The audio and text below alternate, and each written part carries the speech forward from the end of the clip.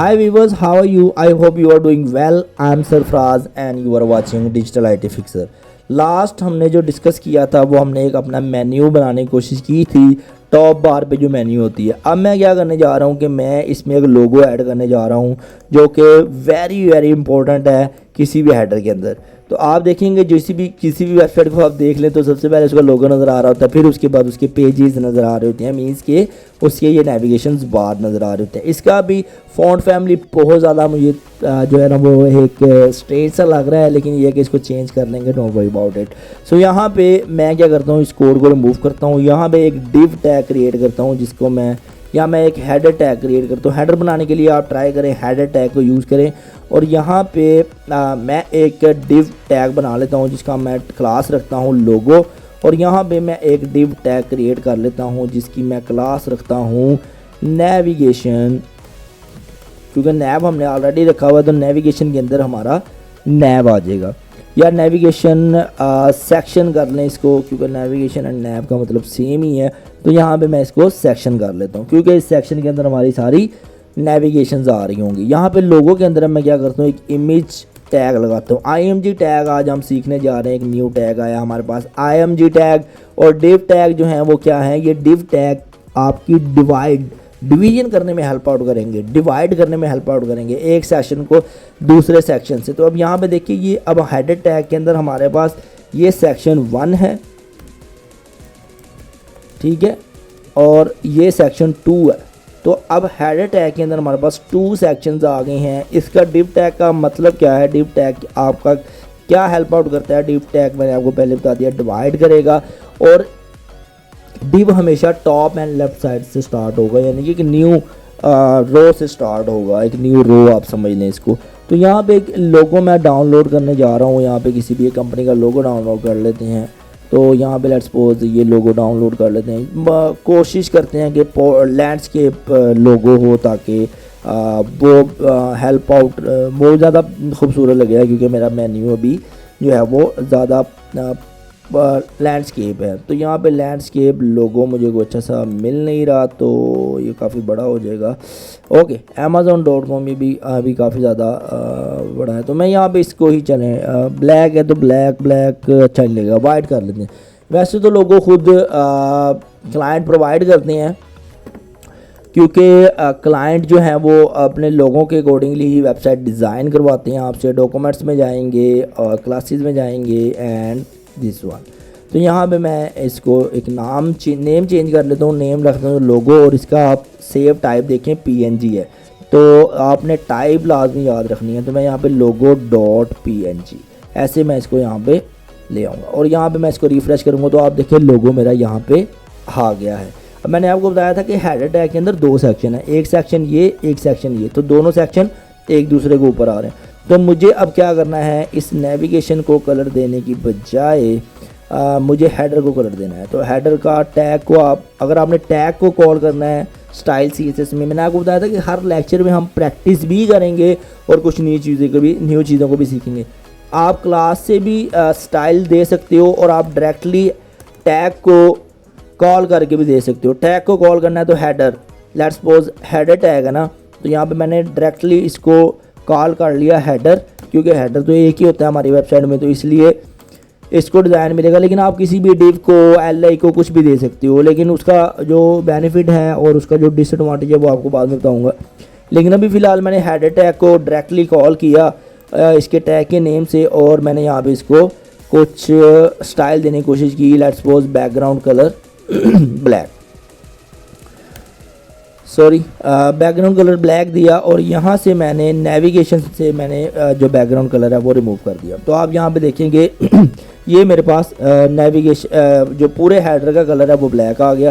Text जो है वो ऑलरेडी वाइट है, तो इसलिए ये वाइट में आ रहा है।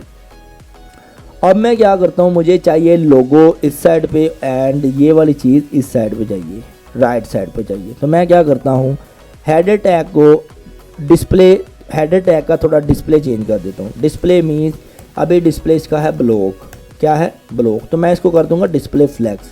डिस्प्ले फ्लैक्स जैसे ही करूँगा तो डिस्प्ले फ्लैक्स क्या काम करेगा आपका, कि ये हेड टैग है और इसके अंदर ये पहला सेक्शन है और ये दूसरा सेक्शन है, ये दोनों अलग अलग रो में आ रहे हैं, ठीक है। तो इनको क्या करेगा, ये कॉलम में चेंज कर देगा, एक रो 2 कॉलम्स में चेंज कर देगा। ये देखें आप, ये 1 रो 2 कॉलम है, 1 और 2। तो डिस्प्ले फ्लैक्स पे भी एक अलग से टॉपिक होगा, एक अलग से लेक्चर होगा, ये बहुत ही मेन टॉपिक है आपके लिए, तो इट्स वेरी इंपॉर्टेंट। और यहाँ पे मैं क्या करता हूँ कि जो हमारे पास डॉट लोगो डिव है, यहाँ पे आप देखें जिस डिव को मैंने क्लास लोगो दिया है उसके अंदर लोगो क्लास का, उसके अंदर ही लोगो का इमेज पड़ा हुआ है। तो इमेज को मैं यहाँ पे हिट करता हूँ, कर्ली ब्रेसेस लगाता हूँ और इसको विड्थ असाइन करता हूँ, लेट्स सपोज 40 पिक्सल। तो आप देखें ये लोगो काफ़ी ज़्यादा स्मॉल हो गया है। तो इसको मैं 50%, लोगो अच्छा नहीं है, मुझे आइडिया है, लोगो कुछ हमने सही डाउनलोड नहीं किया, तो लोगो लैंडस्केप लोगो सर्च करते हैं, लोगो लैंडस्केप, तो यहाँ पे लोगो डिफरेंट आ रही हैं लोगोज, और कोई भी लोगो आप लगा सकते हो। मेरी कुछ चॉइस इस तरह की है, मुझे कुछ चीज़ जल्दी पसंद नहीं आती, सो मैं यहाँ पे कलर भी इसका दे देता हूँ, वाइट कलर में मुझे लोगो चाहिए भाई, क्योंकि मेरा बैकग्राउंड कलर ब्लैक है और मुझे वाइट कलर में, या that it will be good, yes. तो ये एक अच्छा लोगो मुझे लग रहा है स्टैंडर्ड वाइज। तो यहाँ पे मैं इसको नेम चेंज करके लोगो डॉट png कर देता हूँ। तो यहाँ पे अपना यस दैट्स वेरी कूल। आप देखिए यहाँ पे लोगो बहुत ही आउटस्टैंडिंग लग रहा है। तो यहाँ पे आप देखिए मैंने लोगो लगा लिया और लेफ्ट साइड पे मैंने अपनी राइट साइड पे मैंने मेन्यू लगा दिया। अब मेन्यू को मैं भेजना चाह रहा हूँ बिल्कुल एंड पे, ऐसे ही है। तो मेन्यू को एंड पे भेजना है तो उसके लिए मुझे कुछ ना कुछ करना पड़ेगा, तो मुझे इस सेक्शंस को डिवाइड करना पड़ेगा, ठीक है। ये सेक्शन अभी एक रो में तो आ गए हैं लेकिन इनको डिवाइड करना पड़ेगा विड्थ वाइज। तो मैं क्या करता हूँ कि लोगो जो है इसको मैं दे देता हूँ, जब भी आप देखोगे तो किसी भी एक स्क्रीन की विड्थ जो है नॉर्मली 100% रहती है। तो 100% को 2 सेक्शन में डिवाइड करना है। तो मैं चाह रहा हूँ कि जो डॉट लोगो वाली क्लास है, जो डॉट लोगो वाली डिव है, उसको आप एक विड्थ साइन कर दो 30%, ठीक है जी।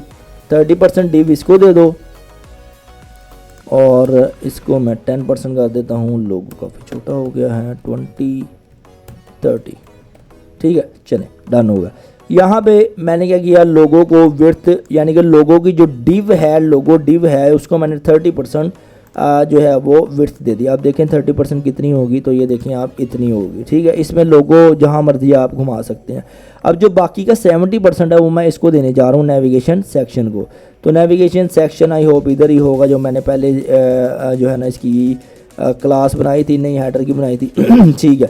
मैं क्या करता हूँ डॉट यहाँ पे एक न्यू कोड लिखता हूँ, डॉट नेविगेशन सेक्शन, और इसको मैं एक विड्थ साइन कर देता हूँ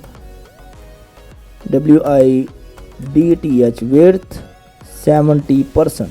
तो यहाँ पे मैंने रिफ्रेश किया तो आप देखें अब इसको जो है ना वो बाकी की 70% विड्थ असाइन होगी, इसको 30% एंड इसको 70%। अब यहाँ पे मैं क्या करता हूँ, इसको मैं राइट साइड पे लेके जाना चाह रहा हूँ। तो मुझे क्या करना पड़ेगा, डिस्प्ले फ्लैक्स लगाना पड़ेगा। डिस्प्ले फ्लैक्स रो में करने के साथ साथ आपको सेंट्रलाइज करने में बहुत हेल्प आउट करती है। Let's suppose display flex save किया, रिफ्रेश किया, अभी कुछ नहीं हो रहा क्योंकि इसकी कुछ प्रॉपर्टीज़ हैं। Let's suppose justify content centre, तो आपको ये क्या करेगा, अलाइन आइटम सेंटर, ठीक है। अलाइन आइटम सेंटर जैसे ही मैंने किया, आप देखें कि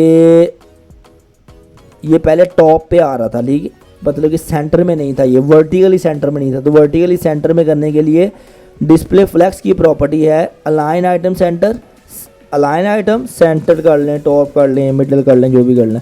और यहाँ पे justify content centre I think काम नहीं किया, तो इसको मैं राइट कर देता हूँ, इट्स नॉट वर्किंग बिकॉज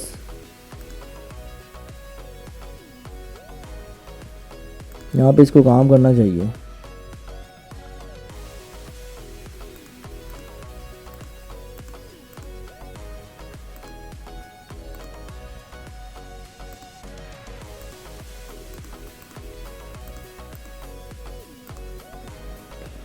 ठीक है, वेरी इजी है, लेकिन मैं देख लूँ, ओह माय गॉड, नेविगेशन को मैंने 100% दिया हुआ है इसलिए इशू आ रहा है। मैंने ये कोई लेक्चर पहले से इसकी को प्रैक्टिस नहीं की, आपके सामने ही बना रहा हूँ और आपके सामने ही इसको इम्प्लीमेंट करवा रहा हूँ। तो यहाँ पर रिफ़्रेश करेंगे, बेसिकली नैव को विड्थ 100% दी हुई थी, इस वजह से ये इशू आ रहा था। नेविगेशन को पहले हम किसी और तरीके से बना रहे थे, अब पिछले लेक्चर में अभी किसी और तरीके से बना रहे हैं। तो यहाँ पे आप देखेंगे आपका एक हेडर विद इन 10 मिनट या 20 मिनट्स में रेडी हो गया, और आपको एक एक प्रॉपर्टी, एक एक हेड, एक एक टैग की, एक एक जो है वो एट्रीब्यूट की मैंने आपको उसकी एक्सप्लेनेशन दी है, ताकि आपको आइडिया हो जाए कि कौन सी चीज़ कब यूज़ होगी और क्यों यूज़ होगी। यहाँ पे एक इशू बस रह गया है कि इनको जो है ना वो ये स्पेसिंग जो है बहुत कम है। आप देखें ये लोगो जो है टॉप के साथ एंड बॉटम के साथ एंड लेफ्ट के साथ मर्ज हो रहा है, और ये राइट के साथ मर्ज हो रहा है। तो हमारा मेन डिव कौन सा है? हेडर। तो हेडर में हम क्या करेंगे, एक पैडिंग प्रॉपर्टी देंगे। पैडिंग प्रॉपर्टी तब देते हैं जब हमें इनर स्पेस चाहिए होती है, तो उसके लिए मैं 20 पिक्सल पैडिंग देता हूँ। तो आप देखें अब ये लेफ़्ट राइट टॉप बॉटम से भी स्पेस आ गया है। तो पैडिंग मार्जिन कैसे काम करता है ये नेक्स्ट लेक्चर में देखते हैं, क्योंकि लेक्चर का जो है वो साइज़ जो है वो 10 मिनट से ऊपर हो गया, तो आप लोग बोर ना हो जाओ। तो इसके लिए नेक्स्ट लेक्चर में मिलते हैं। चैनल को सब्सक्राइब लाजमी कर दीजिएगा, वीडियो को लाइक लाजमी कर दीजिएगा, ताकि मुझे मोटिवेशन मिलती रहे। मैं इसी तरह आपको प्रो टिप्स देता रहूँ, और आप लोग भी जल्द से जल्द फ्रीलांसिंग की तरफ आएँ, अपनी जॉब की तरफ आएँ, या अपने फाइनल ईयर प्रोजेक्ट की तरफ आएँ। तो मिलते हैं नेक्स्ट लेक्चर में, तब तक के लिए टेक केयर।